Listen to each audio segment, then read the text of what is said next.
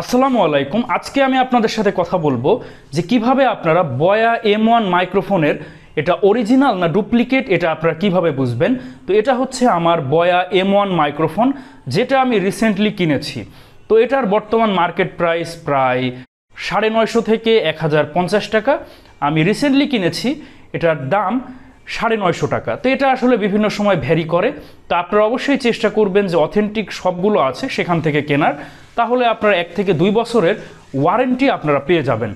এখন প্রশ্ন হচ্ছে কিভাবে বুঝবেন আপনাদের যে বয়া M1 মাইক্রোফোন এটা অরিজিনাল প্রোডাক্ট না ডুপ্লিকেট প্রোডাক্ট। তো এটা চেনার একটা উপায় আছে। এজন্য আপনাদের যেটা করতে হবে সেটা হচ্ছে, আমি ভিডিও ডেসক্রিপশন বক্সে একটা লিঙ্ক দিয়ে দিব। সেটা হচ্ছে বয়া M1 মাইক্রোফোনের যে অফিসিয়াল ওয়েবসাইট, সেখানে আপনাদের যেতে হবে এবং সেখানে গিয়ে আপনাদেরকে বয়া M1 এর নিচে আপনারা দেখুন এখানে একটা কোড দেয়া আছে।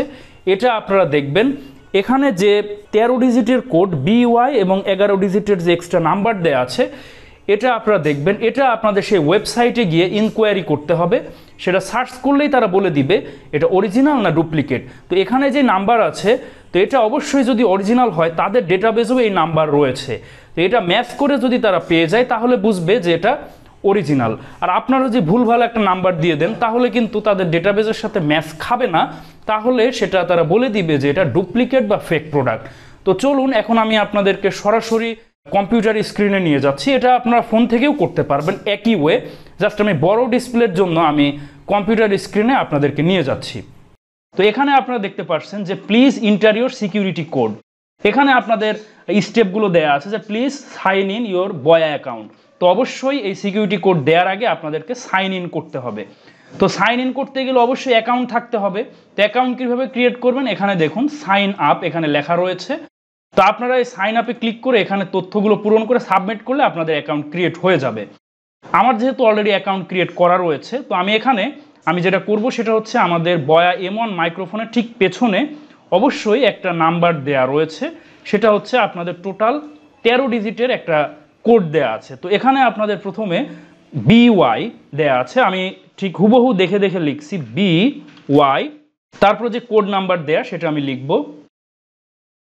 তো এটা টোটাল আমাদের যে 13 ডিজিটের কোড, এটা লিখে আমি সার্চ করব।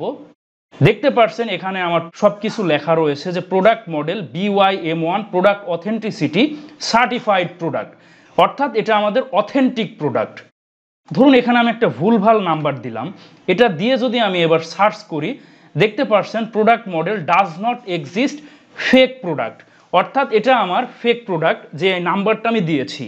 এভাবে যদি আপনার ভুলভাল নাম্বার দেন তাহলে কিন্তু এরকম ফেক দেখাবে। তো আর আমি যদি সঠিক নাম্বার দিয়ে সার্চ করি তাহলে আমাদের বলবে যে সার্টিফাইড বা অথেন্টিক প্রোডাক্ট।